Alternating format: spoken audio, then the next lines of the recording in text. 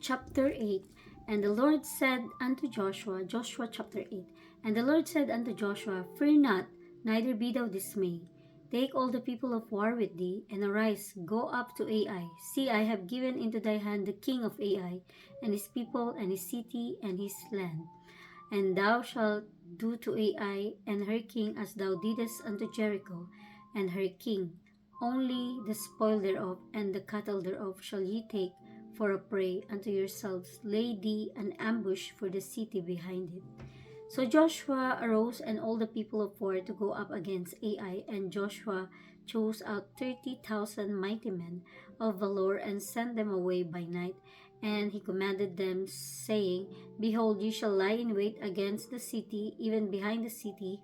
Go not very far from the city, but be ye all ready. And I and all the people that are with me will I approach unto the city, and it shall come to pass when they come out against us, as at the first, that we will flee before them. For they will come out after us till we have drawn them from the city. For they will say, They flee before us, as they flee before us, as at the first. Therefore we will flee before them. Then ye shall rise up from the ambush and seize upon the city, for the Lord your God will deliver it into your hand. And it shall be when they have taken the city that ye shall set the city on fire. According to the commandment of the Lord shall ye do. See, I have commanded you. Joshua therefore sent them forth, and they went to lie in ambush and abode between Bethel and Ai on the west side of Ai. But Joshua lodged the night among the people. And Joshua rose up early in the morning and numbered the people, and went up, he and the elders of Israel, before the people to Ai. And all the people, even the people of war that were with him, went up and drew nigh, and came before the city, and pitched on the north side of Ai. Now there was a valley between them and Ai. And he took about 5,000 men, and set them to lie in ambush between Bethel and Ai on the west side of the city. And when they had set the people, even all the host that was on the north of the city, and their layers in wait on the west of the city, Joshua went that night into the midst of the valleys. And it came to pass, when the king of Ai saw it, that they hasted and rose up early, and the men of the city went out against Israel to battle, he and all his people at the time appointed before the plain. But he wist not that there were layers in ambush against him behind the city.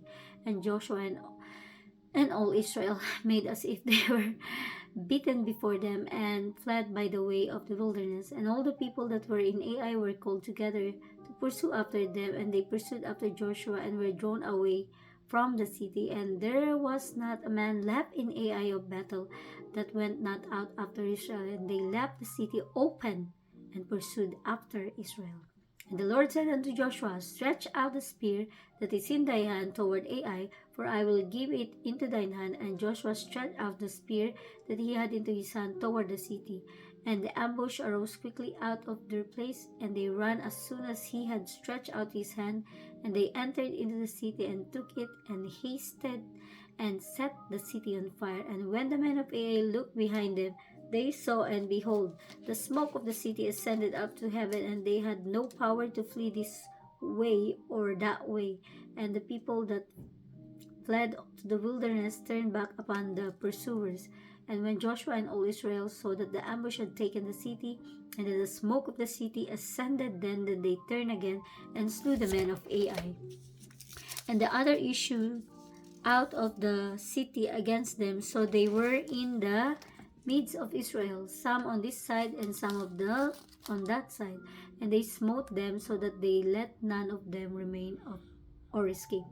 And the king of Ai they took alive, and brought him to Joshua. And it came to pass, when Israel had made an end of slaying all the inhabitants of Ai in the field, in the wilderness wherein they chased them, and when they were all fallen on the edge of the sword, until they were consumed, that all the Israelites returned unto Ai, and smote it with the edge of the sword. And so it was, that all that fell That day, both of men and women were 12,000, even all the men of Ai.